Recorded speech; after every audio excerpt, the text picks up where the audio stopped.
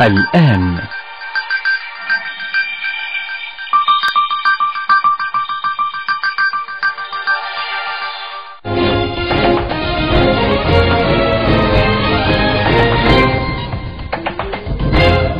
Starting with the Middle East, Turkey's president says the country could close its border with Iraq's semi-autonomous Kurdish region at any moment as a further reprisal for it holding a non-binding referendum on independence last month. Recep Tayyip Erdogan said, "We have not closed our border gates yet, but this can happen at any moment." Erdogan's comments were reported on Thursday and come days after Ankara closed its airspace to flights to and from the Iraqi Kurdish region. Turkish airline companies have also suspended flights to Iraqi Kurdish cities.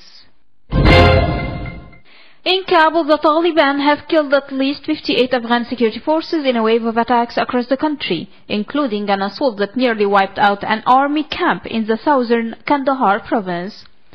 Officials said on Thursday the attack on the army camp took place late on Wednesday and involved 2 suicide car bombs. It set off hours of fighting, killing at least 43 soldiers.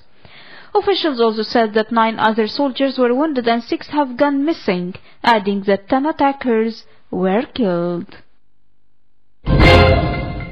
On the other side of the world, Spain's government on Thursday immediately rejected a threat by Catalonia's leader to declare independence unless talks are held, calling a special cabinet session for the weekend to activate measures to take control of the region's semi-autonomous powers. On the other hand, Catalan President Carles Puigdemont's warning came in a letter to Spanish Prime Minister Mariano Rajoy with minutes to spare before the expiration of a deadline set by the central government for him to backtrack on his calls for cessation. And moving on to our economic news, British Prime Minister Theresa May arrived at the European Union summit on Thursday with a call for urgency and a pledge to treat EU residents well once Britain leaves the bloc. May said as she arrived for the summit, "I particularly, for example, want to see an urgency in reaching an agreement on citizens' rights." She also said a streamlined digital process, partly overseen by European nationals, would be created for EU citizens to register as UK residents. In relation to the context, French President Emmanuel Macron is insisting on the importance of a united front in negotiations with British Prime Minister Theresa May over Britain's departure from the EU.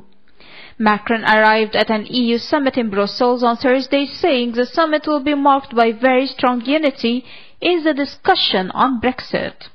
He also said that the remaining 27 EU members stand behind one single negotiator. Macron also said he is very happy to counter isolationist tendencies in France and remind the world of the French attachment to the European flag.